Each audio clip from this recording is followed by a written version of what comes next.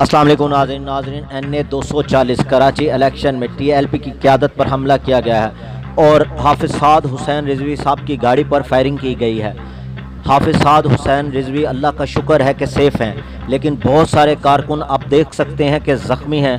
बहुत सारे कारकुनों को मुस्तफ़ा कमाल के लोगों की तरफ से सीधी गोलियां मारी गई हैं। ये तहरीक लब्बैक पाकिस्तान की जीत को बर्दाश्त नहीं कर पा रहे। हम एक पैगाम देना चाहते हैं पूरी कराची की इंतज़ामिया को कि अगर हाफिज़ साहब या किसी कारकुन को कुछ भी हुआ तो हम पूरे मुल्क को जाम कर देंगे। इन्हें अब TLP की जीत बर्दाश्त नहीं हो रही। आप ये वीडियो में देख सकते हैं किस तरह जुल्म कर रहे हैं।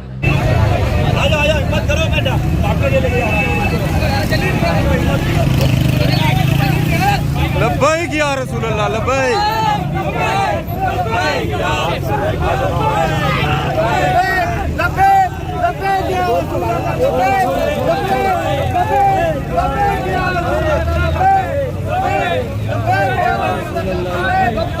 मैंने ये फायर मारे, इन्होंने स्ट्रेट फायरिंग की है।